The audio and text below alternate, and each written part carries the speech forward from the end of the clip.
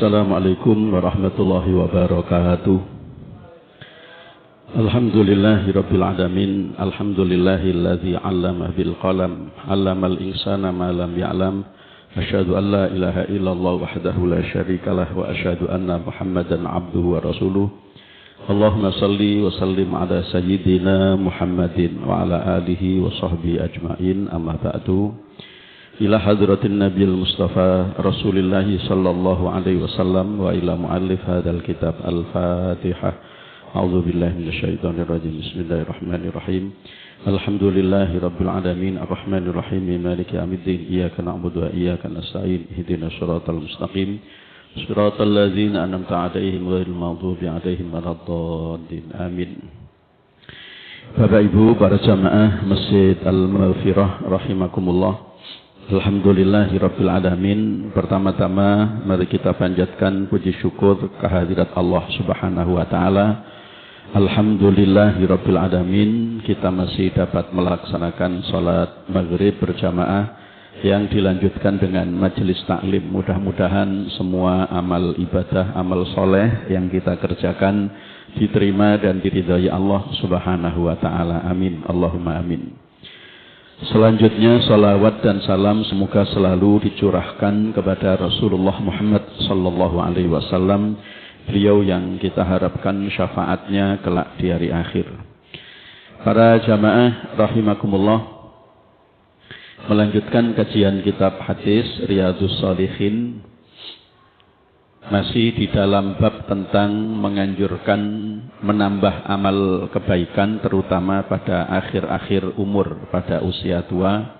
Hadis yang pertama dulu sudah kita bahas, riwayat sahabat Abu Hurairah radhiyallahu an, bahwa jika Allah Subhanahu wa taala telah memberikan usia kepada seseorang itu sampai 60 tahun, itu artinya Allah telah memberi kesempatan yang cukup kepada orang itu, ya. Tinggal ia bisa memanfaatkan atau tidak, ya.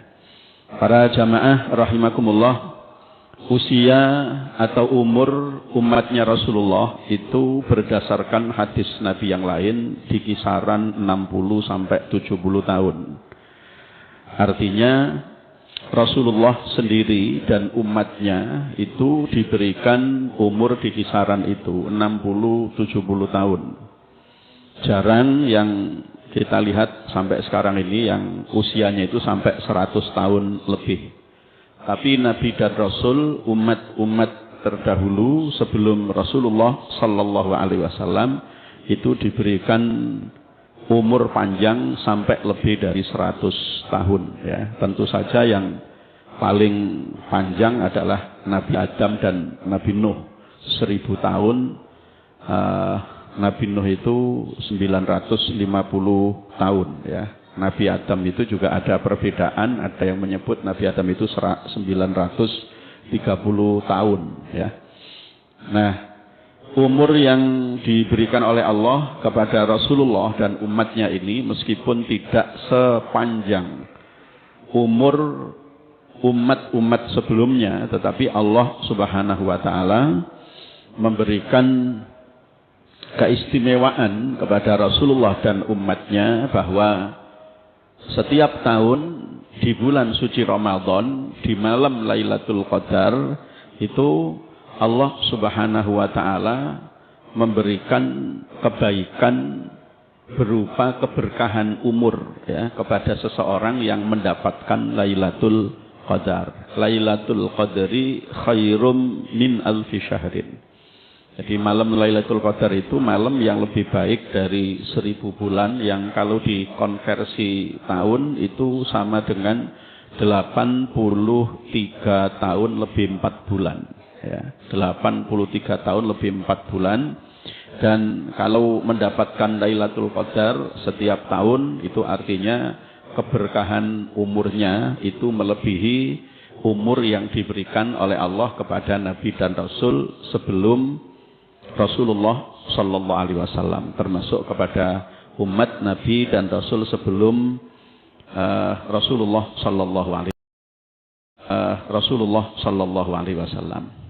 Nah, hadis nomor 1 para jamaah rahimakumullah, usia 60 ya. Jadi kalau di dalam periodisasi umur seseorang, usia 40 tahun itu orang itu harusnya secara religius, secara spiritual ia sudah tidak lagi memikirkan hal-hal yang bersifat materi ya, usia 40 tahun.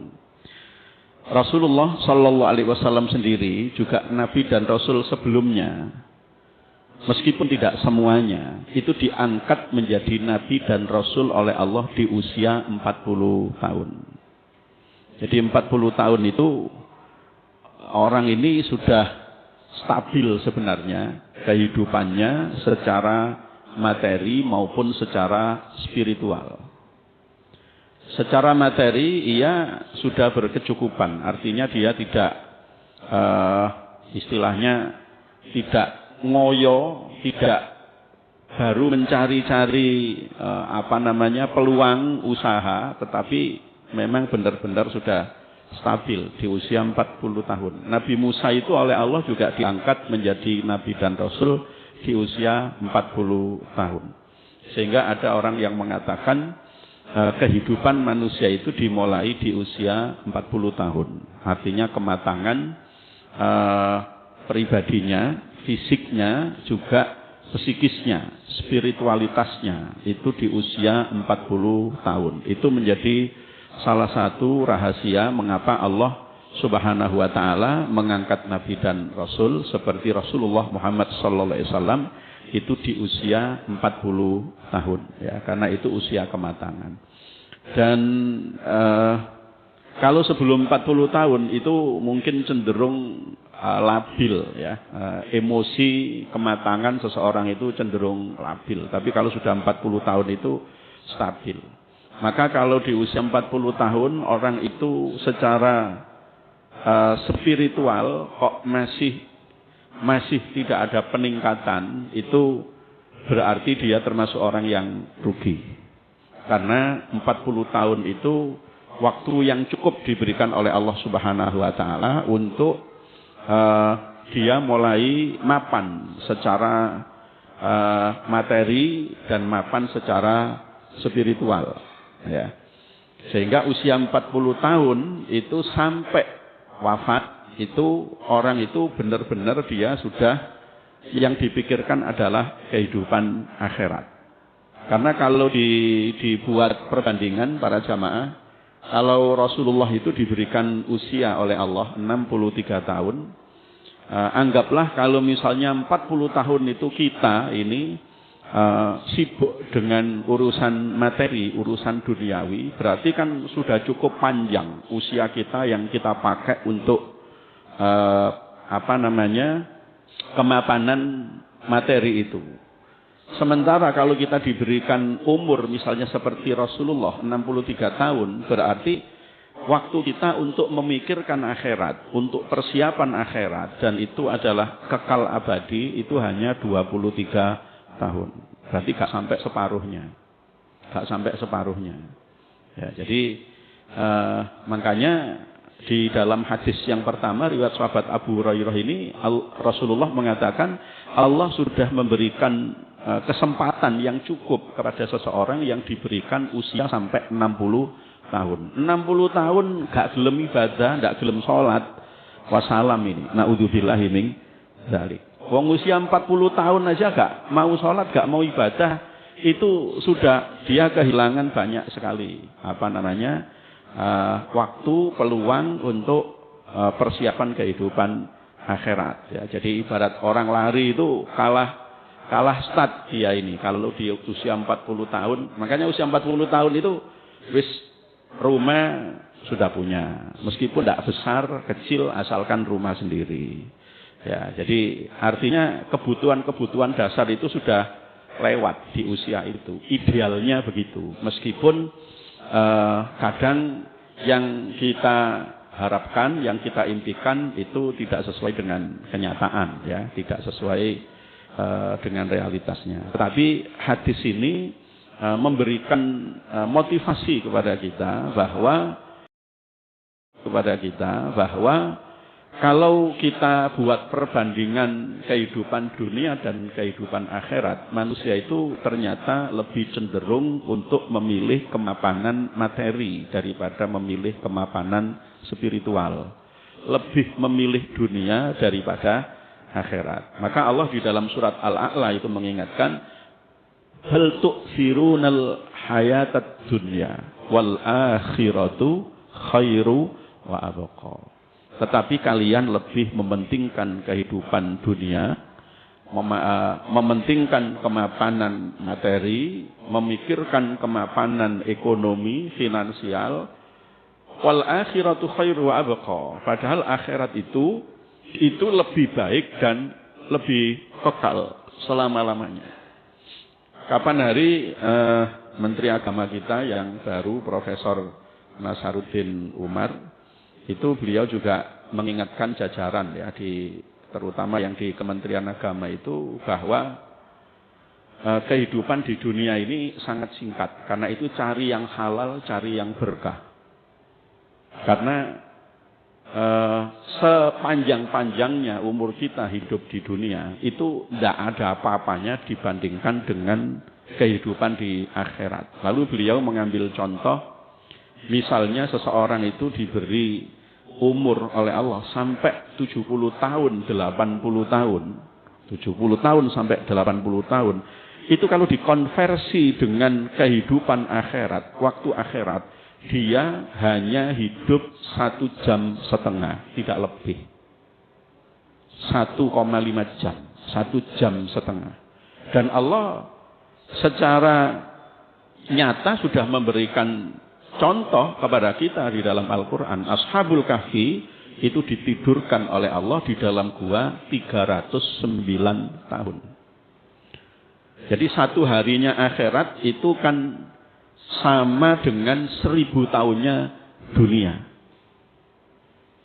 Ashabul Kahfi ditidurkan 309 tahun. Makanya Ashabul Kahfi itu merasa dia tidur mulai pagi sampai sore, kurang lebih sekitar 8 jam. Kalau sehari semalam kita diberikan 24 jam, 24 itu dibagi 3, berarti hanya 8 jam.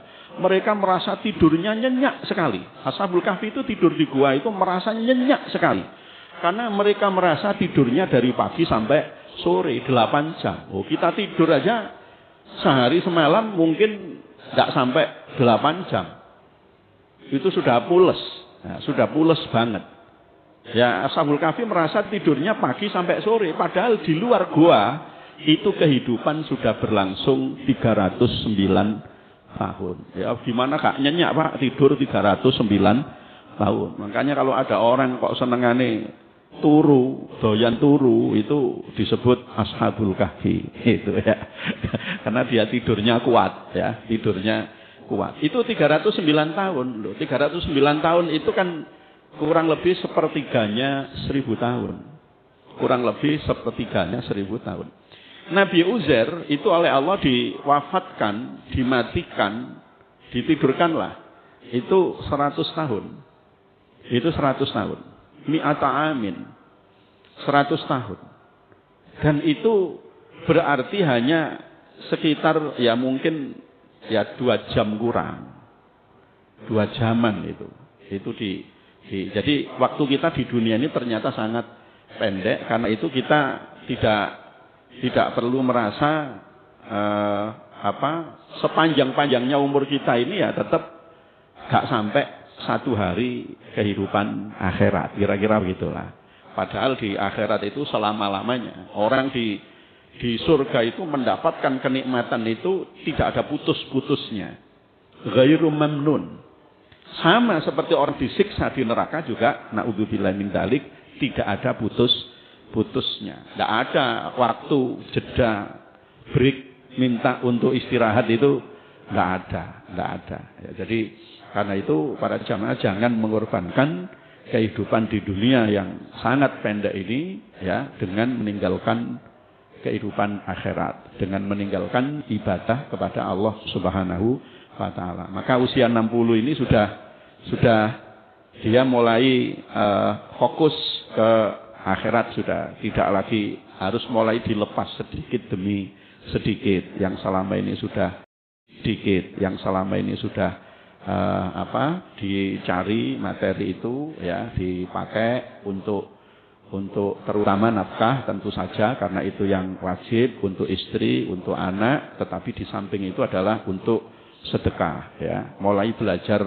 melepas sedikit demi sedikit sehingga pada saat kembali kepada Allah benar-benar diri kita ini lepas dari materi itu, lepas dari materi dan kita memang siap untuk menghadap Allah Subhanahu wa taala. Jadi hadis nomor 1 ini para jamaah memberikan motivasi kepada kita agar kita apalagi di usia 60 tahun itu benar-benar fokus kepada Allah Subhanahu wa taala. Dan Rasulullah di usia 60 tahun sampai beliau wafat, wahyu itu sering diturunkan oleh Allah. Nanti di hadis kedua, wahyu Al-Qur'an itu lebih sering diturunkan oleh Allah kepada Nabi Muhammad itu sebelum beliau sampai di usia 63 tahun, setelah 60 tahun.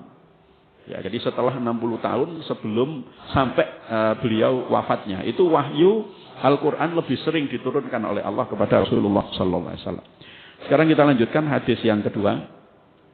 Bismillahirrahmanirrahim. An Ibnu Abbas radhiyallahu anhuma qala kana Umaru radhiyallahu anhu yudkhiluni ma'a asyakhi Badrin fa ka'anna ba'dahum wajada fi nafsihi faqala lima yadkhulu hadha ma'ana wa lana abna'un misluhu faqala Umar innahu min haitsu alimtum fata'ani dzata yaumin fa adkhalani ma'hum fama ra'aitu annahu ta'ani yauma idzin illa liyuriyahum faqala ma taquluna fi qaulillahi ta'ala idza jaa'a nasrullahi wal fath faqala ba'dhum umirna nahmatullaha wa nastaghfiruh idza nusirna wa futiha alaina wa sakata ba'dhum falam yaqul syai'an faqala li akadzalika taqul ya ibn Abbas faqultu la qala fama taqul qultu huwa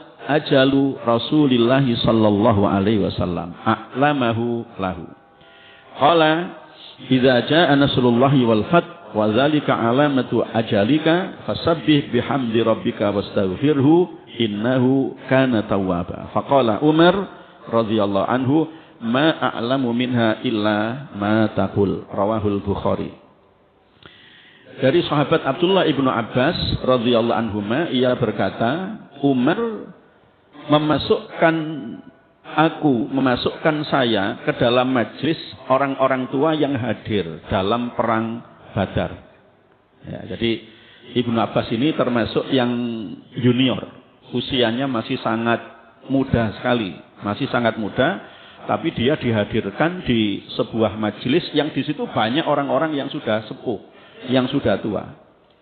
Sehingga terjadi salah seorang berkata, orang-orang tua itu di majelis itu, mengapa anak ini dimasukkan ke dalam golongan kami, padahal kami juga punya anak yang sebaya dengan dia. Ini kenapa ini anak muda ini kok dimasukkan bertemu dengan kami yang sudah tua-tua? Kami juga punya anak yang sebaya dengan dia. Maka Umar berkata, begitulah menurut pendapat kalian. Maka pada suatu hari Umar memanggil saya, kedua kalinya berarti, kepada Ibnu Abbas dipanggil, dihadirkan kembali kepada orang-orang yang sudah sepuh, yang sudah tua itu. Maka pada suatu hari Umar memanggil saya untuk menunjukkan kepada mereka. Lalu Umar bertanya kepada mereka, bertanya kepada majelis orang-orang tua yang hadir itu. Bagaimana pendapat kalian tentang arti surat An-Nasr, yaitu ayat idza jaa nasrullahi wal fathu wa ra'aitan nas yadkhuluna fi dinillahi afwaja fasabbih bihamdi rabbika wastaghfirhu innahu kana tawwaba. Ketika ditanya seperti itu oleh Umar, orang-orang sepuh yang ada di majelis itu, mereka menjawab, sebagian mereka menjawab, kami diperintahkan memuji kepada Allah dan membaca istighfar. Fasabbih bihamdi rabbika wastaghfirhu. Kami diperintahkan memuji kepada Allah dan membaca istighfar jika kami mendapat kemenangan. Dan sebagian orang tua itu diam, tidak berkata apa-apa. Artinya tidak tahu tafsir, berkata apa-apa. Artinya tidak tahu tafsirnya gitu. Tidak tahu tafsirnya. Nah, ini sahabat Abdullah Ibnu Abbas dihadirkan. Dia padahal masih muda, masih junior. Oleh Umar kemudian di apa istilahnya ya, dikonfrontir pendapatnya orang-orang sepuh tadi yang memaknai idza jaa nasrullahi wal fath itu kami diperintahkan untuk memuji dan beristighfar kepada Allah apabila kami diberi kemenangan. Lalu Umar bertanya kepada Ibnu Abbas, sahabat Ibnu Abbas, apakah demikian pendapatmu wahai Ibnu Abbas? Aku Ibnu Abbas menjawab, tidak. Bukan itu maksud ayat itu. Nah, ini hebatnya, Pak. Jadi anak muda, dia punya pendapat, punya pemahaman yang tidak sama dengan pendapat, pemahaman mainstream. Yang seperti dikatakan oleh sebagian orang yang sepuh-sepuh itu. Ya, jadi orang sepuh-sepuh itu memaknai fasabbih bihamdi rabbika wastaghfiru itu kalau mereka mendapatkan kemenangan. Mereka tidak tahu yang lebih dari itu. Maka Ibnu Abbas mengatakan tidak, bukan itu maksudnya. Maka kata Umar, kalau begitu bagaimana pendapatmu? Aku Ibnu Abbas mengatakan itulah ajal Rasulullah. Loh, ini kan tidak tahu orang-orang itu. Jadi ayat itu turun memberikan petunjuk bahwa ajal Rasulullah itu sudah dekat. Mereka tidak paham itu tentang itu. Ya. Jadi itulah ajal Rasulullah yang diberitahukan oleh Allah kepadanya apabila telah datang bantuan kemenangan dari Allah. Maka itulah tanda dekat ajalmu. Maka kalau sudah dekat dengan ajalmu seperti itu, bertasbihlah dengan memuji Allah ya, dan beristighfar kepada Allah. Sungguh Ia Maha Pengampun. Mendengar ini pendapat pandangan dari Ibnu Abbas ini, Umar mengatakan, saya tidak punya pemahaman melainkan seperti pemahamanmu itu, seperti tafsiranmu itu. Hadis sahih riwayat Imam Al-Bukhari. Jadi para jamaah, hadis ini pada sisi yang lain memberikan petunjuk kepada kita bahwa tidak mesti yang lebih tua itu punya pemahaman, punya pandangan yang benar tentang Al-Quran. Buktinya ini sahabat Abdullah Ibnu Abbas dihadirkan pandangannya, pemahamannya terhadap ayat idza jaa nasrullahi wal fath itu berbeda dengan pandangan kebanyakan orang-orang yang hadir di tempat itu. Ini sekaligus menunjukkan bahwa sahabat Abdullah Ibnu Abbas itu adalah sahabat yang alim. Sahabat yang dikenal sebagai ahli tafsir di kalangan sahabat Rasulullah. Padahal usianya ketika Rasulullah wafat, Ibnu Abbas itu usianya masih 11 tahun. Ketika Rasulullah wafat itu 11 tahun. Tapi kalau sahabat-sahabat itu punya pertanyaan tentang ayat ini maknanya apa, maksudnya apa, penafsirannya seperti apa, mereka pasti datang kepada sahabat Abdullah Ibnu Abbas. Ini benar sahabat muda, tapi oleh Rasulullah pernah didoakan secara khusus, secara spesial. Doa Rasulullah yang terkenal untuk Ibnu Abbas adalah Allahumma faqihhu fiddin wa 'allimhu ta'wil. Ya Allah, jadikan Ibnu Abbas ini orang yang pintar, orang yang cerdas dalam soal urusan agama, wa 'allimhu ta'wil, dan ajarkan kepadanya takwil, tafsir, bagaimana menafsirkan Al-Quran. Maka sahabat Ibnu Abbas itu mendapatkan sebutan Turjumanul Quran, the translator of the Holy Quran. Ya, jadi penerjemah Al-Quran itu adalah sahabat Abdullah Ibnu Abbas. Ya, saya nanti berangkat umroh tanggal 4 Januari, insya Allah juga akan ke Taif, ke makamnya sahabat Abdullah Ibnu Abbas. Jadi kalau ke Taif itu kunjungan ke Taif itu biasanya selalu mesti ke makamnya sahabat Abdullah Ibnu Abbas. Juga sholat di masjidnya sahabat Abdullah Ibnu Abbas. Juga melihat perpustakaan Abdullah Ibnu Abbas, Maktabatu Ibni Abbas, dan itu di Taif. Nama Ibnu Abbas ini menjadi ikon ya, di pintu gerbang gapuronya itu tertulis di situ Babu Abdillah Ibni Abbas radhiyallahu anhu. Jadi pintu gerbang sahabat Abdullah Ibnu Abbas. Beliau ini meskipun alim tapi beliau tidak tinggal di Mekah. Beliau juga tidak tinggal di Medina. Beliau memang ingin menyebarluaskan Islam ya, mengajarkan sahabat-sahabat yang rumah tinggalnya jauh dari Mekah, Medina untuk mengajari mereka. Makanya beliau ini dikenal sebagai orang yang tokoh yang sangat dikagumi di Taif ya, dan orang-orang Taif sangat bangga dengan beliau. Jadi sahabat Abdullah bin Abbas ini adalah sahabat yang ahli tafsir, sahabat yang disebut sebagai the translator ya, jadi penerjemahnya Al-Qur'an ya, meskipun usianya masih muda.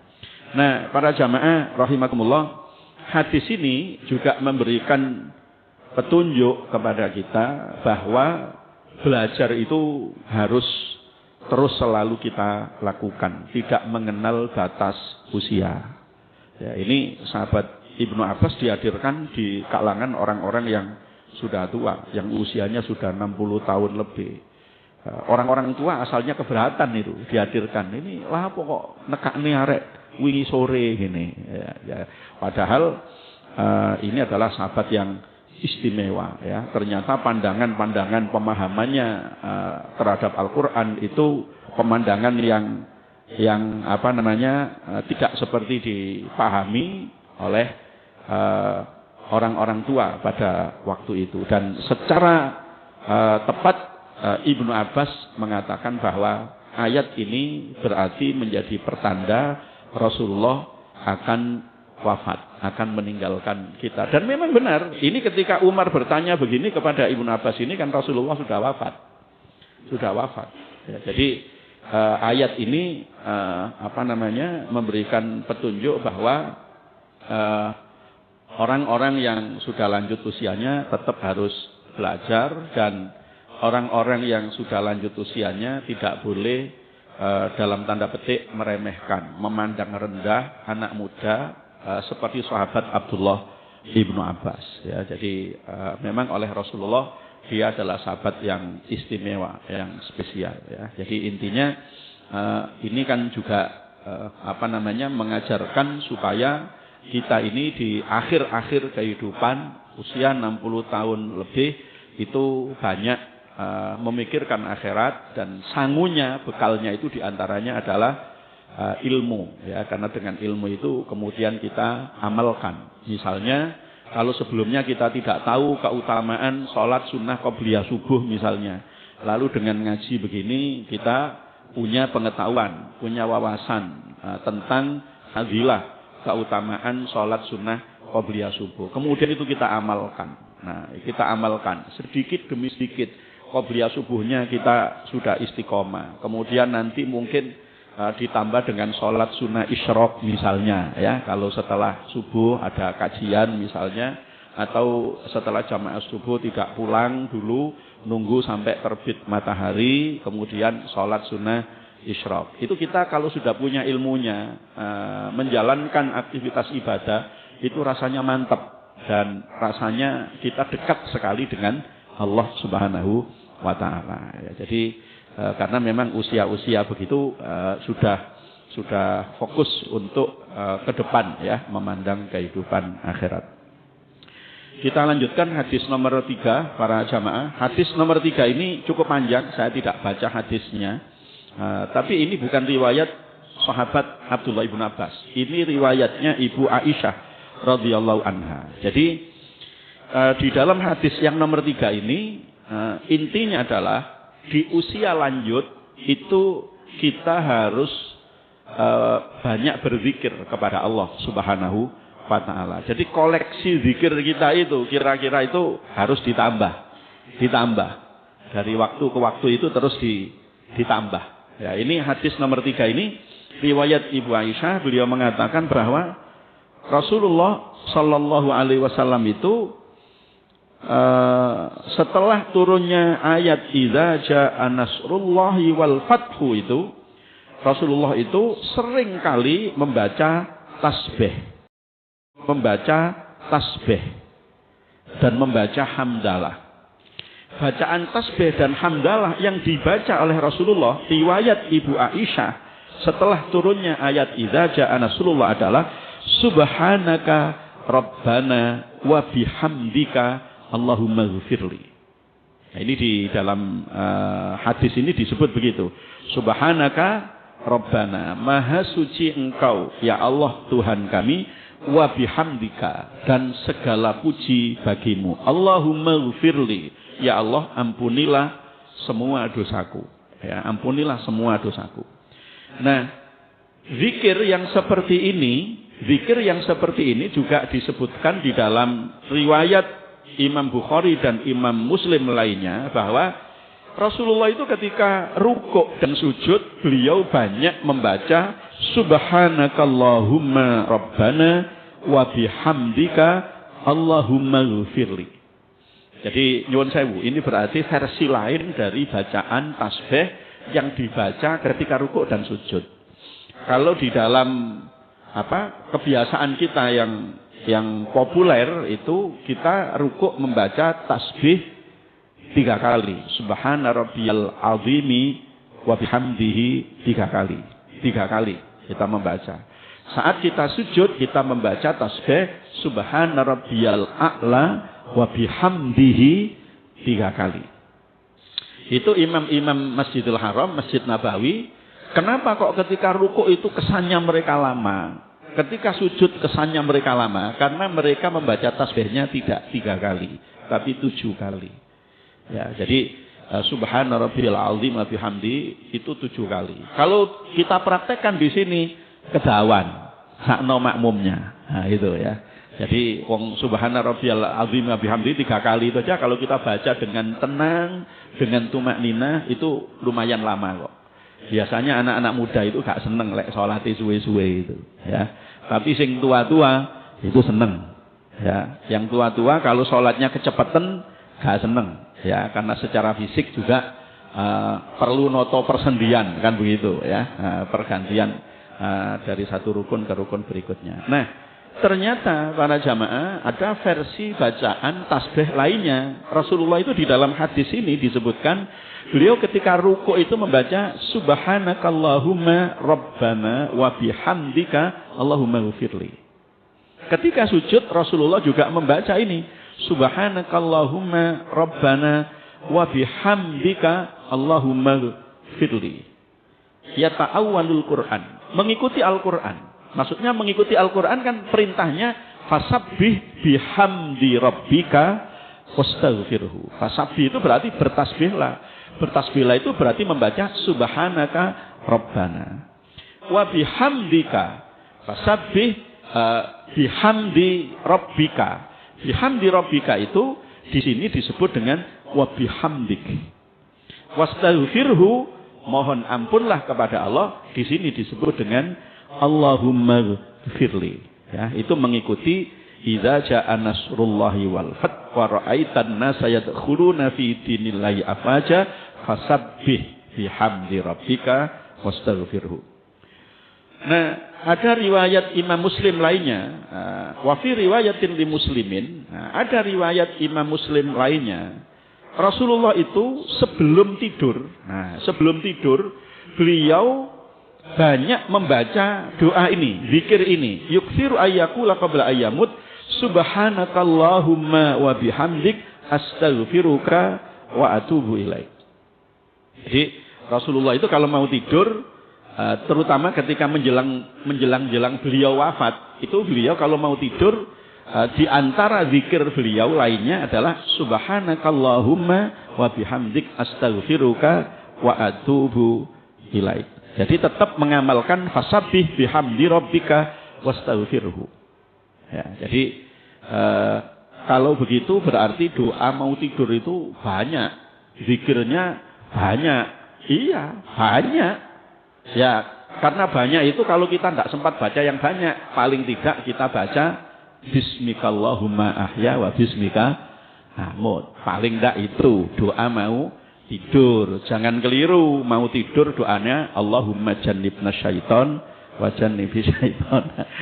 Nah, jadi anaknya itu ditanya oleh gurunya. Tanya oleh gurunya, kamu hafal doa mau tidur? Hafal.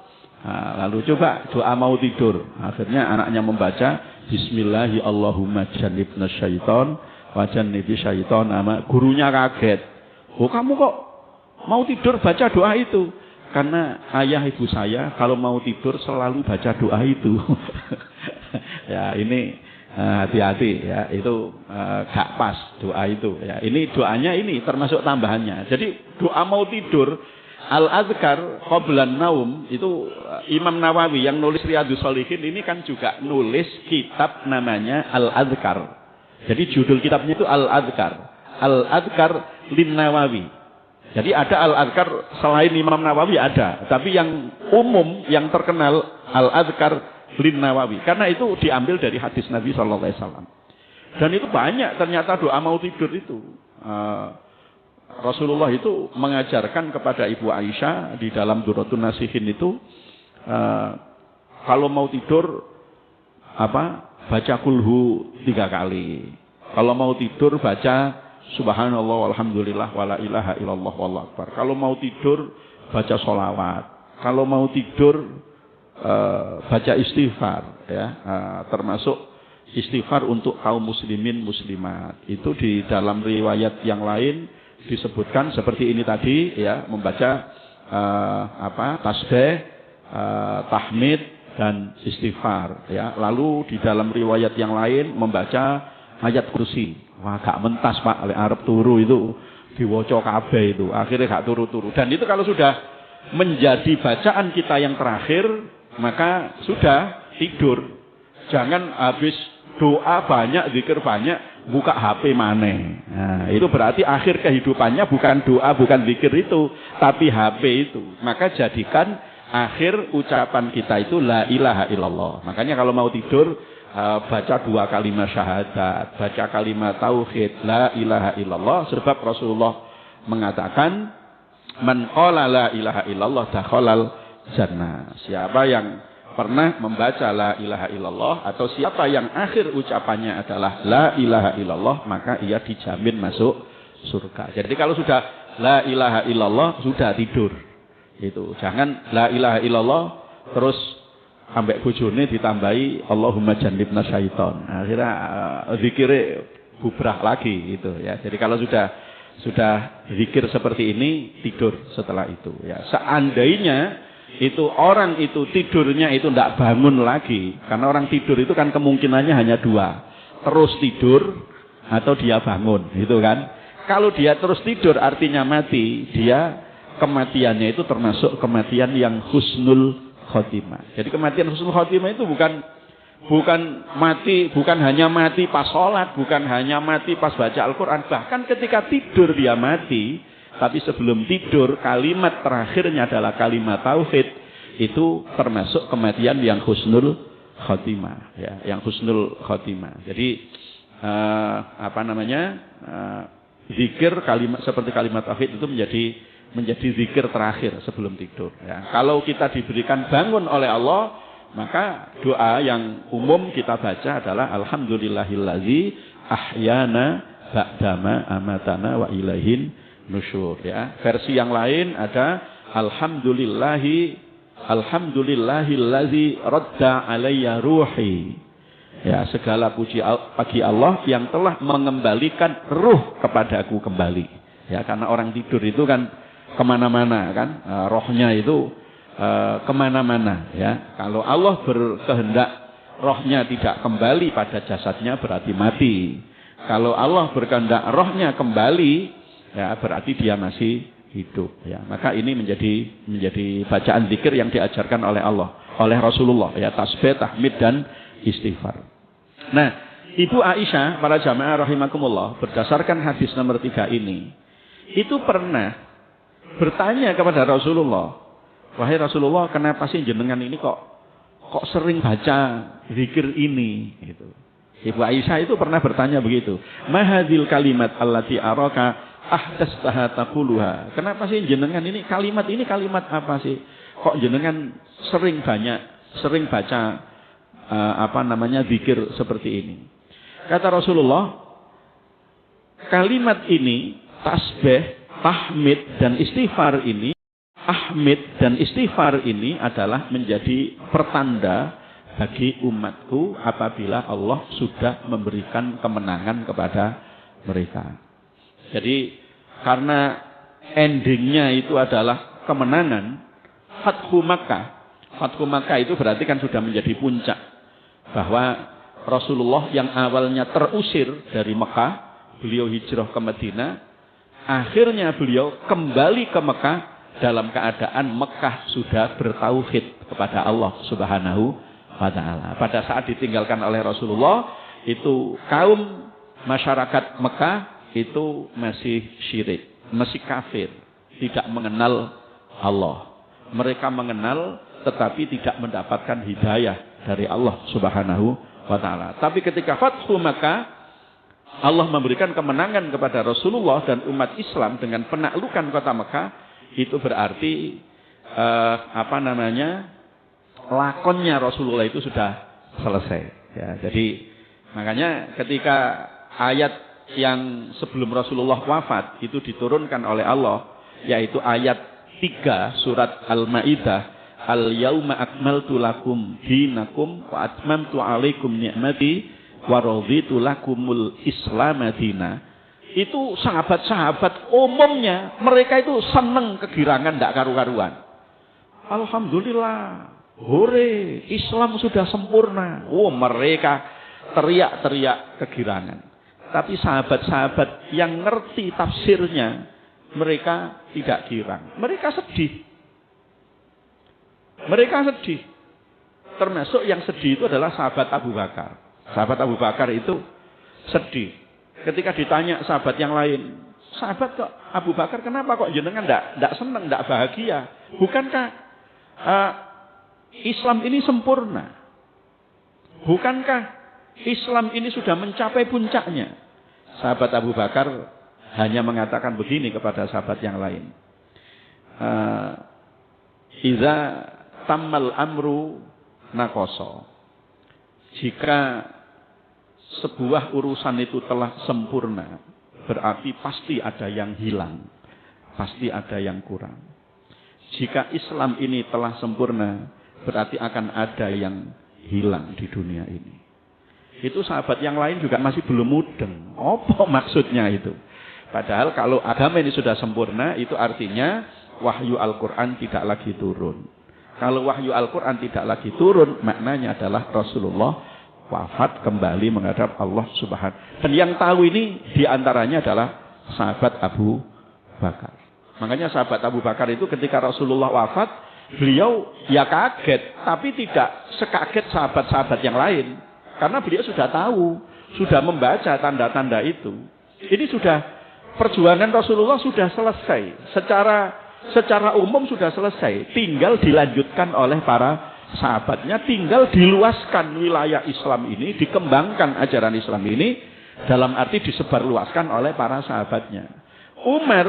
Sayyidina Umar itu loh yang beliau ini orangnya sangat hati-hati, orangnya sangat perhatian setiap ayat demi ayat. Itu ketika mendengar berita wafatnya Rasulullah, itu orang yang tidak bisa menerima berita ini, diantaranya adalah Umar bin Khattab. Sampai beliau itu menghunus pedang. Siapa yang mengatakan Kanjeng Nabi sedo, tak tebas lehernya. Sampai begitu. Karena saking cintanya kepada Rasulullah, dia gak siap mendengar berita wafatnya Rasulullah. Siapa yang bisa nyadarkan Umar? Yang bisa nyadarkan Umar adalah sahabat Abu Bakar As-Siddiq.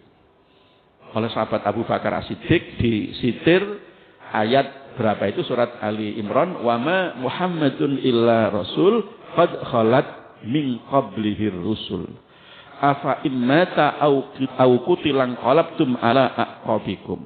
Muhammad itu hanyalah seorang utusan, seorang rasul yang sebelum Muhammad ini Allah sudah mengutus para utusan.